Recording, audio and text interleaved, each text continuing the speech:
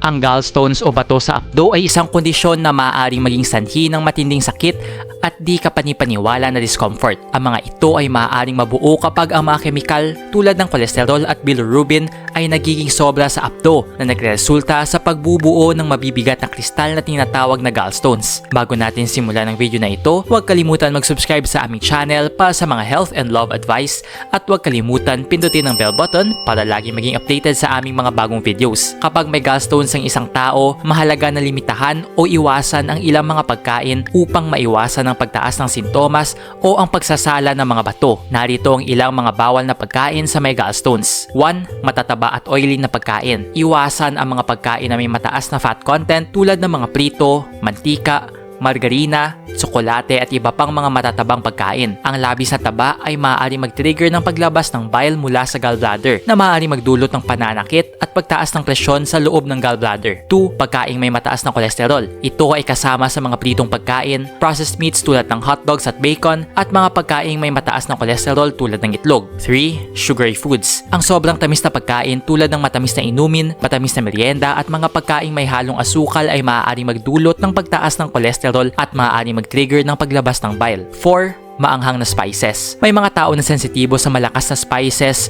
tulad ng sili, curry at iba pang maanghang na pagkain. Maaari magdulot ito ng pagtaas ng asido sa tiyan na maaaring makaapekto sa gallbladder. 5. Alak. Ang alak ay maaaring magdulot ng pagtaas ng cholesterol at maaaring mag-trigger ng paglabas ng bile. Maaari din maging sanhi ng pagbuo ng gallstones ang pag-inom ng alak, kaya't mahalaga na iwasan ito o limitahan ang pag-inom. 6. Processed food. Iwasan ng mga processed food tulad ng fast food, chips at iba pang pagkain na may mataas na fat content. 7. Midnight snacks. Ang pagkain ng malalaki o mabibigat na pagkain sa gabi o bago matulog ay maaari magdulot ng discomfort at pagtaas ng presyon sa loob ng gallbladder. 8. Pagkaing matubig. Ang pagkain ng sobrang matubig na prutas at gulay tulad ng watermelon at cucumber ay maaari magdulot ng paglabas ng gallstones. Sa pangkalahatan, ang tamang nutrisyon ay mahalaga para sa mga taong may gallstones. Ngunit ang pinakamahalaga ay konsultahin ng isang doktor o espesyalista para sa tamang gabay at payo batay sa iyong kalagayan at pangangailangan. Nag-enjoy ka ba sa video ito? Please hit the like button and subscribe sa aming channel para sa iba pang video tulad nito. Salamat sa panonood!